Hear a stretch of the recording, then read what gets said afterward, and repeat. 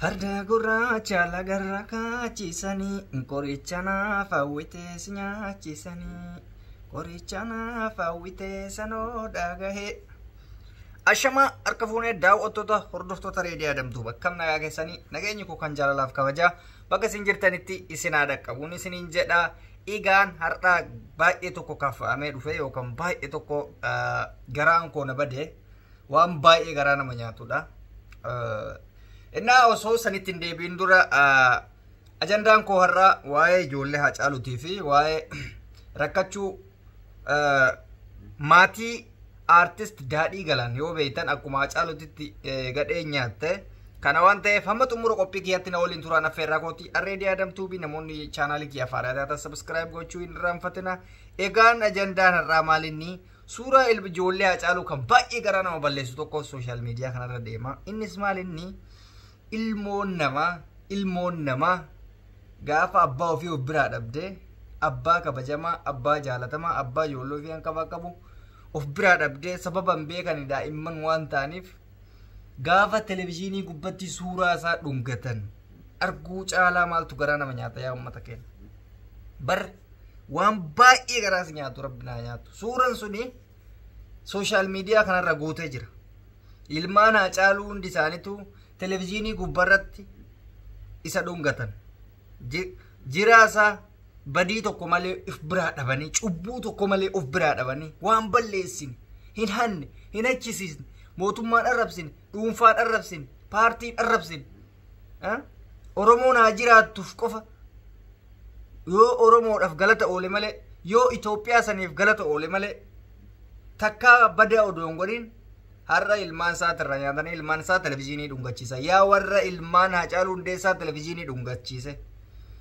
Yaa warra Hacaaluutti sharrii yaaddanii ilmaan isaatiif jaartii isaa televezyiinii dhungachiiftanii duniyaa fi ilaal boolla keessatti dachiif isamiin siinaa garagaltu abbo. Waan isin jechan ittiin isin ibsu dhabe. Jechuman ittiin nu hooyyuu warra isaan firummaan qabna Oromummaa walitti qabnu garaa kenna gubdanii maatiin isaa hangam akka gubatu ani hin beeku dhugaa rabbiitti. Ani ijoollee isaatu garaa na nyaatte. Ijoollee isaa baay'ee garaa na nyaatte.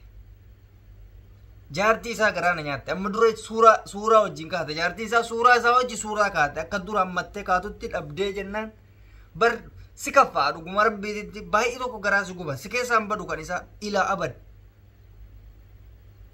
Ani har'a akka mataa kiyyaatti mataa kootu kan na cabe yoo ijoolleen televezyiinii dhungattu ilmaan isaa abbaa ofii odoon dhibamin natsatti biraa dhabanii jechuudha abbaa ofii. Ganama nagayaan geggeessanii galgala of biraa dhabu. Badii tokko odoon dalagin osoo namaa wallolee ajjeefame garaa na nyaatu. Osoo ka ajjeefame sunuu ebaluudha jedhamee adda baafame garaa na nyaatu. Nyaatamee ka'ee way osoo waraana keessatti du'e namni akkamitti garaa isin hin nyaanne beektanii waraana keessatti yoo du'e rakkoon qabu goraa baay'ee nama nyaatu odoo waraanu du'e waan ta'eef namaa wallolee yoo namni rukute dhibamee yoo du'e baay'ee yoosuu dagatta. Garuu nama isuma dhaabataa deemu kana yeroo kuffistu xiyyitii takkaan gootaan gana kana xiyyitii takkaan gaafa kuffiste jettu gaafa ilmaan gootaa sibiila televezyiinii dhungachiiftu caalaa wanni garaa kee gubu hin jiru jechuudha. Irra deebi'an har'aa miti amata rabbi amata dhibbaarraa wana jiraachisan amata dhibbaarraa waa Hacaaluu akkanumatti hin dubbadha. Garaan na gubate na keessaan badhu laabat rabbi na haa nyaatu. Hedduun akkan hirribaa ka'ee waan kana ajandaa kana haasa'uuf hin dhufne ture. Akkan hirribaa ka'een gaafa laalu suuraa Hacaaluu Hundeessaa dhungatti daa'imman isaa televezyiinii dhungatti. Nadhagaame maaliif televezyiinii dhungatti guyyaa ayyaana of biraa dhabde ka gammachuu ayyaanaa dur kan isa wajjin makiinaa gaariin haala gaariin mana gaariin jaalala gaariin dabarfatan har'a gaafa gaddaan dabarfatan baay'ee natti dhagahame baay'ee tokko natti dhagahame. Oromoon immootu hanga gumaa isaa baasanitti hin callisinaa jennaan callisaa jiran dhugaa isinii hima. Oromoof wareegamee goota maalii jedhamaa miti. Oromoof wareegameeyyuu kan Oromoof wareegamee abbaan Daadhii Galaanii fi maatiin Daadhii Galaan har'a rakkoo keessa jira. Rakkoo dhuunfatiif hin wareegamne. Oromoo fi Oromummaadhaaf wareegame ajjeefame. Kan silaa gargaaruu danda'u osoo lubbuun jiraate har'a abbaan isaa waan ittiin hospitaala seenuu dhabee jechuudha. Rakkoo guddaa keessa jira. Oromoodha ta'uunis rakkoo guddaa namatti naqaa jira. Kanatu na yaachisaan ilmaan Haacaaluu Hundeessaa tana qabeenya isaanii abbaan arge garaagara naa walitti saamee waan inni duraa walitti qabate rakkoof akkan saaxilamnetu sammuu kiyya na yaachisa. Isa deebisuun dadhabamee jira. Osoo isa deebisanii baranuma isa deebisa namni hundi garaa isaa keessaa bu'ee jechuudha. Isa deebisuun rakkina ta'ee jira. Deebi'aas hin jiru. Osoo kan du'e galee Taaddasaa Birruuf gala jedhaa osoo kan du'e galee Haacaaluu dhumatu gala. Nama hunda caalaa waan isa beekuuf. Nama hunda caalaa goonnan ijaan arge waan isa ta'eef. Warroota dura osoo hin taane warri ija kiyyaan arge warri jenereeshinii kiyya keessaa warra dhaloota kiyyaa hin danda'amne halkan ani rabbii dhugaa rabbii laquloo ija keessan duraan haa balleessu guyyaa hunda odoo waa'ee isaa kana coggaarran nan gubanne nool odoon aarre nool waa'ee isaa tasan yaa'e hin yaadadha akka profaayilii namaatiin argaa muuziqaa adda addaatu liivii faa namni viidiyoo isaatiin waraabaa garaan odoo nan gubanne bira danda'u abjuu natti fakkaata bakka na cinqeera waa'een isaa kun firummaa akka waan qabnu yookaan Oromummaan hanga namara na cinqaa natti hin fakkaanne baay'ee tokko. Har'a garuu gaafa ijoollee isaa televezyiinii dhungachiiftan ilmaan isaa televezyiinii dhungattan zarii warra waan kana goote zariin ta'e ibidda azaabiin rabbi si haa gubu ibiddaan rabbi isin haa gubuun isiniin jedhe halkanii guyyaa rabbi boqonnaa isinitti hin godhin warri Haacaaluu ijoollee Haacaaluu fi maatii Haacaaluu fi Oromoo Haacaaluu jaalatu gubdan ammallee milkooftan. Ani gara kiyyaan waa'een isaa yoomiyyuu doon haasa'e fixuu hin danda'u.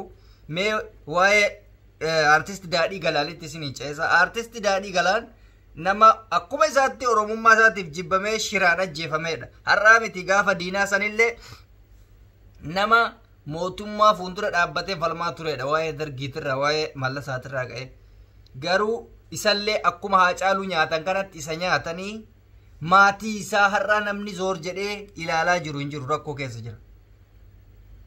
Abbaan isaa dhibamee nama haakima isa fiduu dhabee ittiin rakkatee kararra jira. Miidiyaa kanarratti qaata abbaa isaa gargaaraa jedhanii iyyan namni gargaaraa jiru tokkochi hin jiru.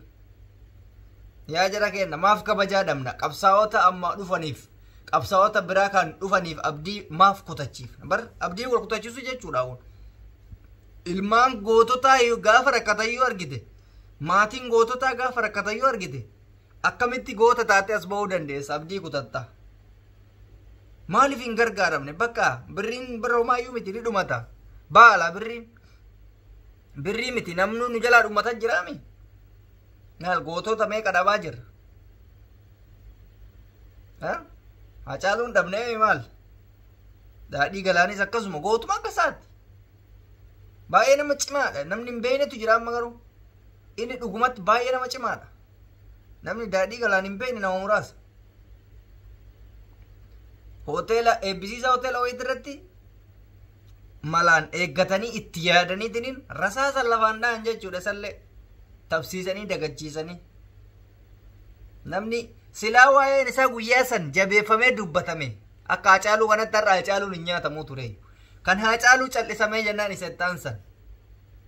Namni waa'ee Daadhii Galaan waan callisaniif qofa sinii galee waa'een Daadhiin Galaan laaffifatee jennaaniin deebi'anii Haacaaluu nyaata. Silaa gaafsan Oromoon akkatti machaa'eetiniin samiif dachii buqqiseetiniin qorachiisee jiraate hin nyaatamu Haacaaluu Hundeessaa sila hin nyaatamu sila.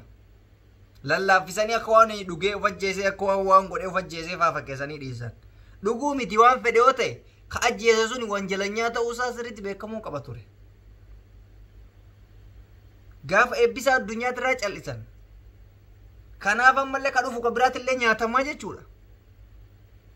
Amma dura Jawaaris nyaatuuf turan tasatti harkaa bahe amma dura.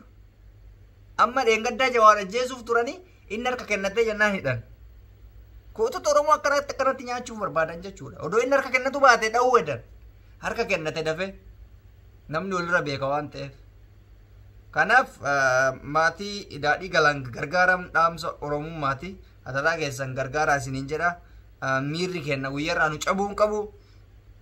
baay'ee garaan na gubatee jira waan ta'eef homaa kanarra dubbachuun barbaadu Already Adam Tuubii namoonni YouTube kiyya faaraa taatan ammas subscribe gochuun irraanfatina fayyaa naataa isin kabaja.